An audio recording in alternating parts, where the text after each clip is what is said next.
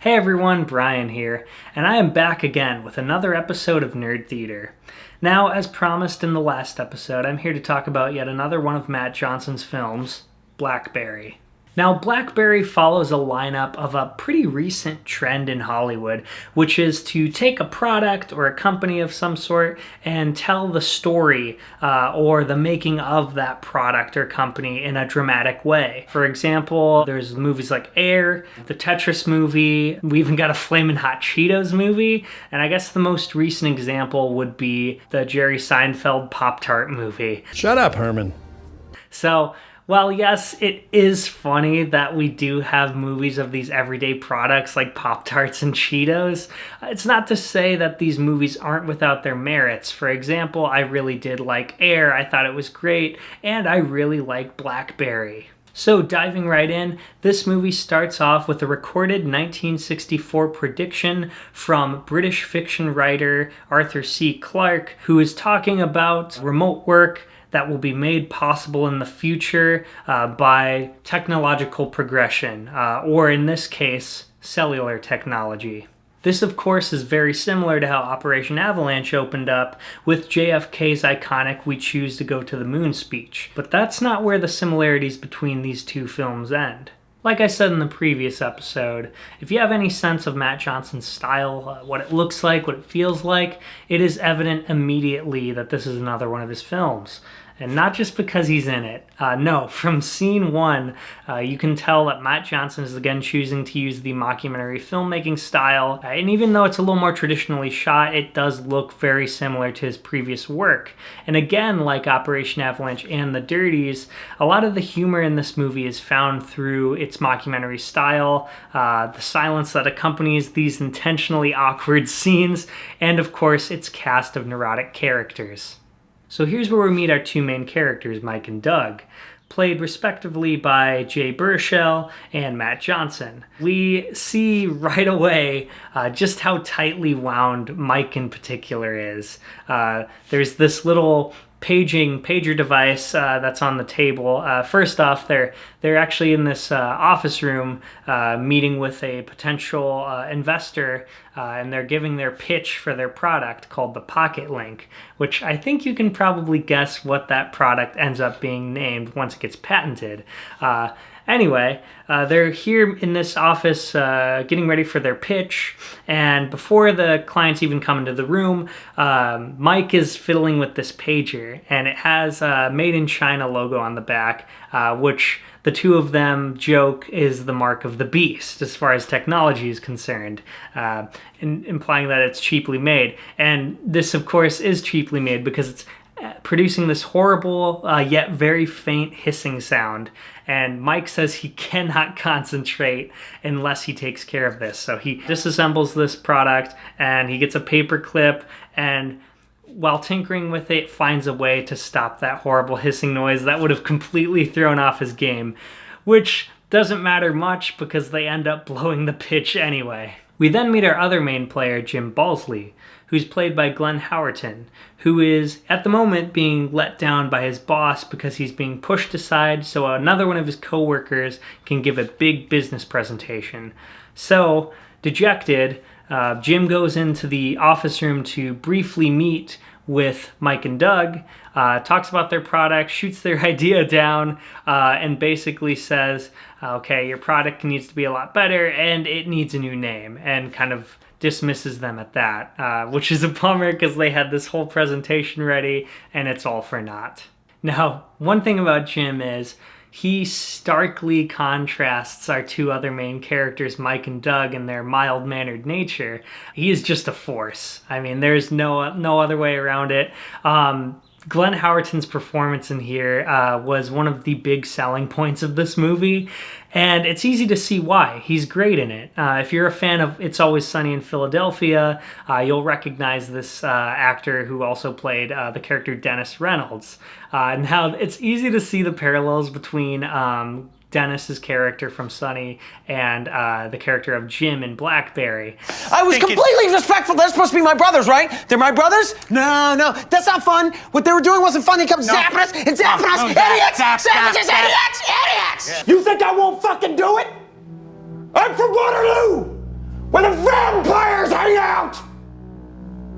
They just have this rage to them, this kind of volcano that's ready to erupt at any moment. But there's definitely more than a few nuances to the Jim character that put him apart from Dennis. Now, despite his boss's best wishes, Jim steamrolls his coworker and just goes ahead and gives this big pitch that he wanted to give anyway, much to the company and his boss's dismay. However, when Doug and Mike are waiting for their elevator, they're watching from afar. Doug doesn't really seem to care about what Jim's doing, but Mike is watching him with fascination.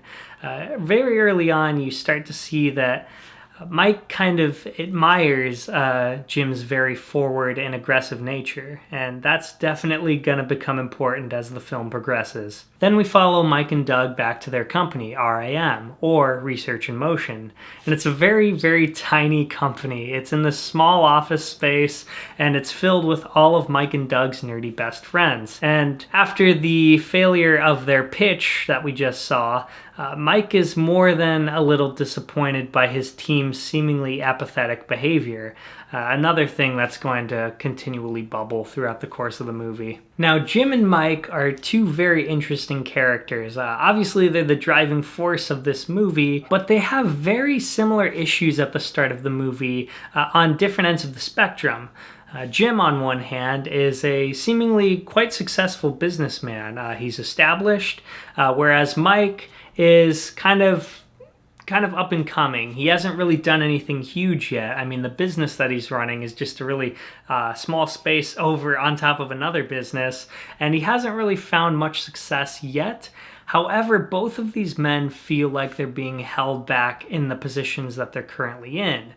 Jim feels held back by his higher-ups, whereas Mike feels held back by his peers. They both have a lot of room to grow, and they kind of need each other to do that. And so it's a problem that's inevitably going to bring them together. And it very quickly does bring them together when Jim invites Mike and Doug to a business lunch in which the three men discuss the current state of RAM. Now, Jim floats the idea of him becoming CEO and owning 50% of RAM. And he said if they grant him this, he will quit his current job and work for them full time. However, this idea doesn't really seem appealing to Mike and Doug at first, and what Jim fails to mention is he actually has no job to quit. He got fired from his previous job and desperately needs a new avenue. But after he kind of pokes holes in RAM's business model and their practices, Mike in particular starts to kind of consider Jim's suggestion of making him CEO. Now, the first of many big arguments between Doug and Mike is about Jim. Doug sees through Jim. He's trouble.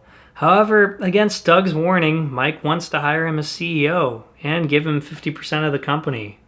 So Mike hires Jim to RAM on what he believes to be his terms. So they bring Jim on board, and the crew immediately seems to be reluctant, save for Mike. Jim comes in and he immediately starts barking orders and completely changes the culture of what we've seen previously from RAM. Now, there's a pretty humorous moment early on where Jim realizes that RAM can't afford to pay its employees. It's a business that is certainly in the red.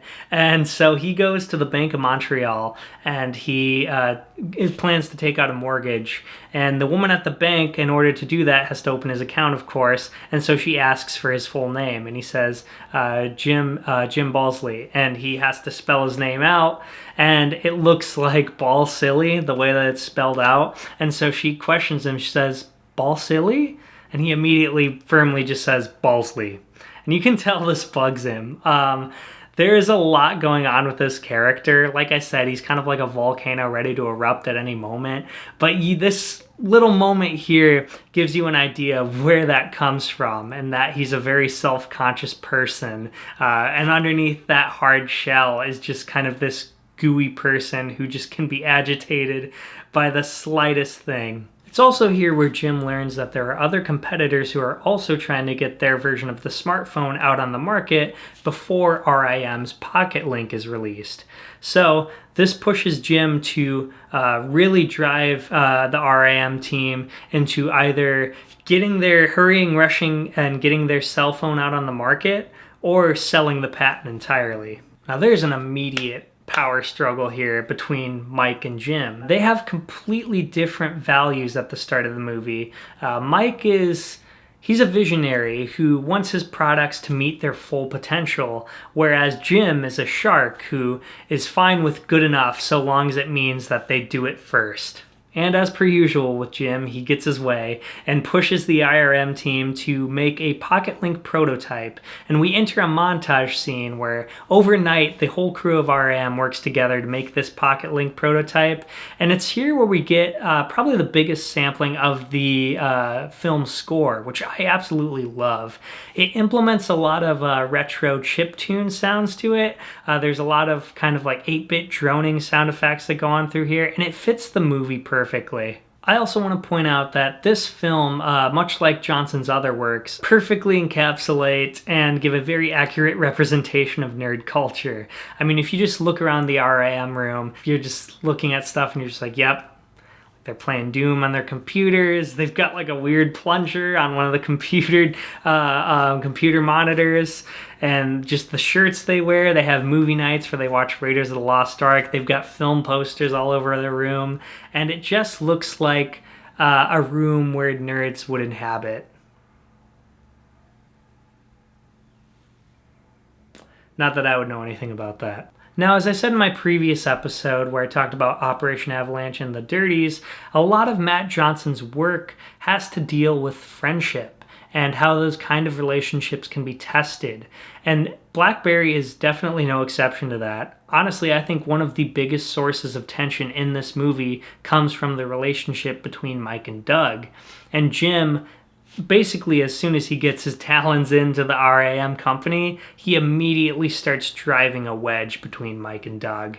And he keeps telling Mike constantly, if you want to be great, you have to make sacrifices, and the more painful the sacrifice, the greater you'll be, implying that he needs to broom Doug fast if he wants to move ahead in the business world. So Mike and Jim go into Verizon, and this is where Mike learns that he actually forgot the prototype back at RAM, which obviously huge blow to their pitch. So Jim goes in alone while Mike goes and tries to figure something out, and Jim is shot down. Verizon can see that he's not a tech guy. Mike, however, swoops in at the last second and saves the pitch because he is in fact a tech guy, as we've seen, and he's able to tell Verizon how they're going to create this phone that gives you access to the internet and access to your email. And he has a little prototype that he threw together that he's able to give them and show them exactly how it works. This blows Verizon away, and they end up investing heavily in RIM. So here's where Jim starts to see the value in Mike.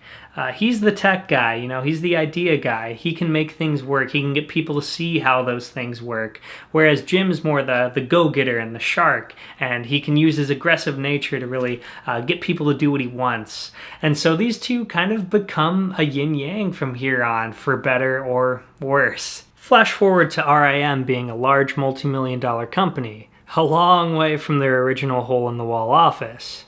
Now, there are several moments in this movie that make it painfully clear that Jim just doesn't get the engineers he's surrounded by. He doesn't want their relationship to extend past that of a business one. The movie heavily implies that Jim is a sociopath.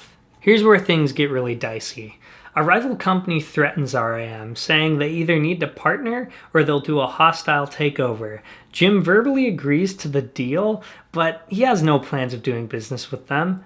He kicks the RIM team into overdrive and starts selling phones like crazy. In order to expand the bandwidth and allow more phones on the network, Jim goes around and hires the top tech engineers around the world to work with RIM, spending money he and the company do not have. Now it's here through this montage of engineer hiring where we get a little fun moment that really surprised me when I first saw it in theaters.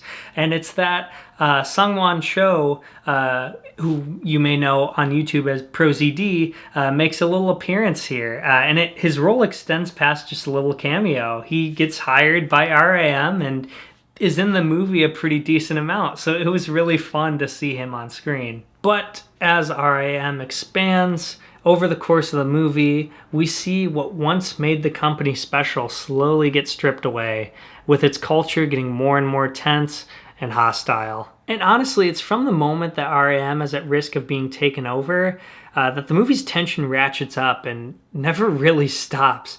Honestly, it has a similar feeling to that of Uncut Gems, despite the set of stakes being completely different. And this, of course, also reflects on Mike, who is torn between Jim and Doug.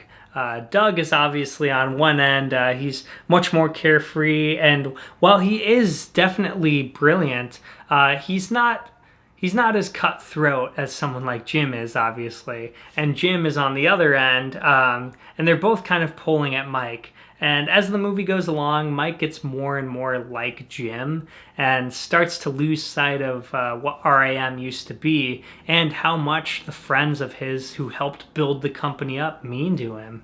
Doug understands that the engineers are the lifeblood of the company and how important their camaraderie and happiness is. Jim always took that for granted from day one, and Mike begins to as well. The movie honestly heavily implies that the horrid environment that Mike and Jim created was a huge part of the RAM and Blackberry downfall. To make matters worse, RAM starts getting calls from the SEC, and all the corners that Jim cut throughout the movie are starting to catch up to him as his company is beginning to get investigated. And to take away Mike and Jim's paddle, the announcement of the iPhone acts as a colossal threat to Blackberry and RAM. Mike pushes the team to work on a new Blackberry model with a working trackpad, which is of course to compete with the iPhone's full screen and no keyboard, and they'll call it the Blackberry Bold. And unfortunately, Verizon is less than impressed. And when the meeting doesn't go how Mike wants, he embarrasses himself. He blows up saying that the Blackberry is a genius, it's a huge innovation, and he sticks way too close to his guns on keeping the keyboard, and that people and users love the click, click, click they hear, and saying that the trackpad is genius, where Verizon doesn't think it's really all that great. And so Mike just loses it. He blows up at the board. Doug is there with him. And in front of Doug, he just says he takes all of the credit for all of Blackberry and RAM's success. And really just kind of starts to show himself for who he is. He's become as ugly and selfish as Jim. Mike's hair becomes progressively white as the film goes on, showing his incredible stress and deterioration, and despite the wig not looking the most realistic, the movie's drama and performances are so good that it's really not that distracting. And by the last 40 minutes of the film, Mike is running RAM with an iron fist. It is a complete dictatorship, and the only one who really seems to like Mike anymore is Doug, who of course has been his best friend since the beginning. However, Mike even finds a way to burn that bridge in this heartbreaking scene where he just absolutely loses his cool at Doug and says he doesn't need him anymore, and he calls him useless. This moment is really devastating. I mean, Mike and Doug's relationship, you could tell from the beginning that those two were tight. They had been through it all together, and for him to just so quickly and meanly and harshly dismiss Doug like this, it really hurts. And honestly, I think it's the best part of Matt Johnson's performance. He doesn't oversell the moment at all. You can see that the pain is there, but it's just a quiet heartbreak. And we never see Doug again in the movie outside of in the credits. And that really makes the moment all the more impactful. You can tell that Mike has completely lost sight of all that's important and is just on a power trip.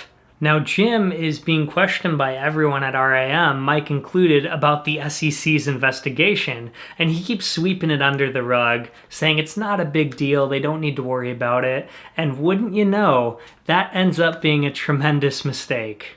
Mike and Jim are characters who start off in very different places, but are very similar, especially towards the end of the movie, in the sense that they're both delusional from their misguided confidence, and it ends up being what bites them in the end. Another big misstep on Jim's part is putting way too much effort in trying to become the owner of the NHL hockey team, the Pittsburgh Penguins. He had this whole plan that was purely out of spite to buy out the Pittsburgh Penguins and move them to Canada as a way to screw over the NHL out of a lot of money. And this plan, of course, fails. He's bragging about it to his rich friends, and the jig is up, and they don't give him the team. He is denied ownership of the Pittsburgh Penguins, which is real. It actually happened. The story behind it is crazy, and they do not miss the opportunity to sell it as a comedic moment in the film.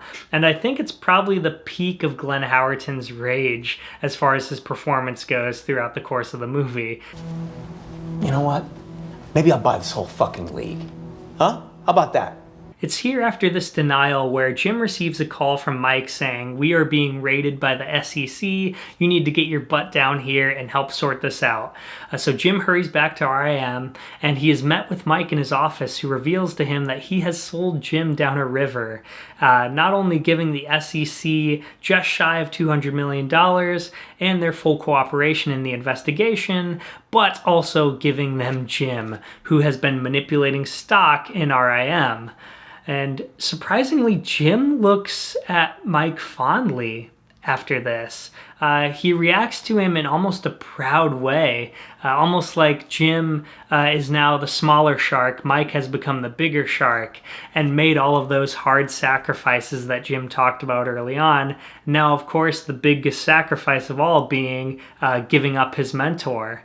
And it's a reaction that really surprised me. For a character who blew up throughout the entire movie and was so easily angered and had these giant fits of rage, it was so surprising to see the biggest betrayal of all was met with almost pride. It was really odd, and it definitely shocked me, but it didn't feel unnatural for the character.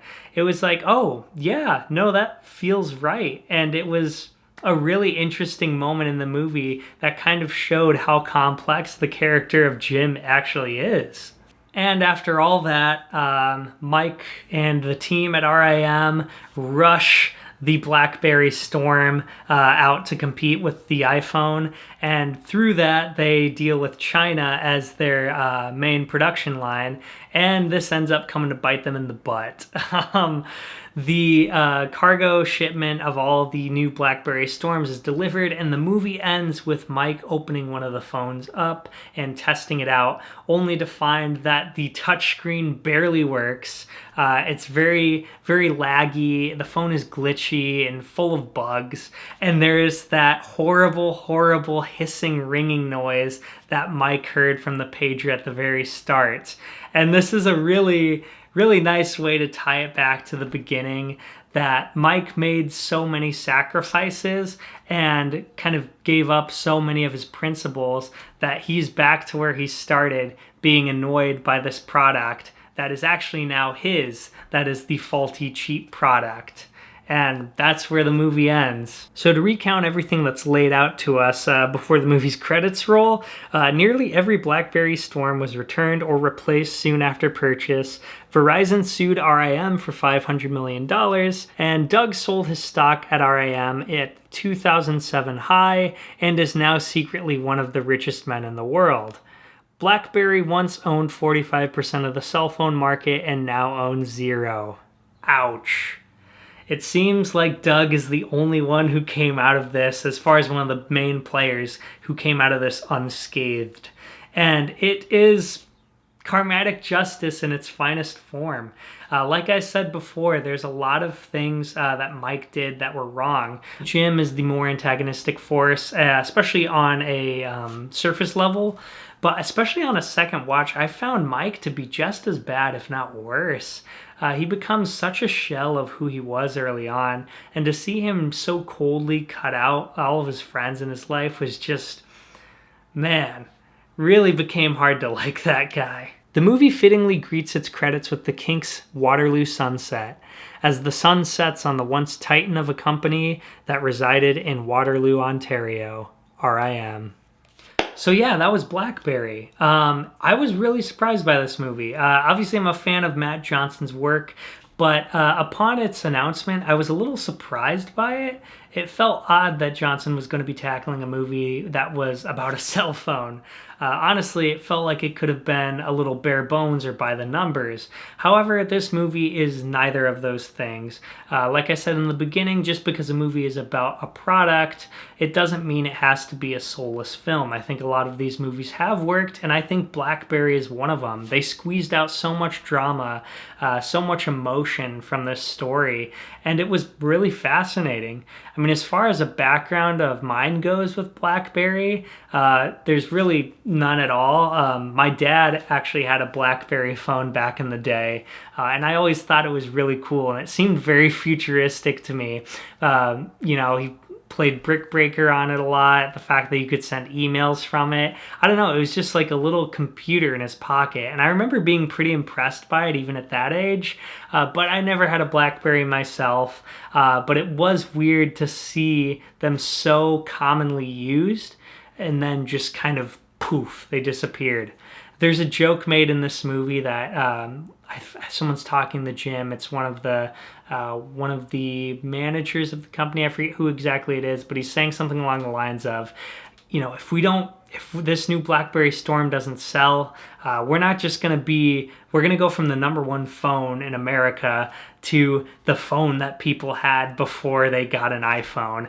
And that is so true. BlackBerry just kind of seemingly got wiped off the face of the earth. And it's interesting to see the reason why. This is definitely a movie that in the wrong hands could have been boring and by the numbers and nothing special.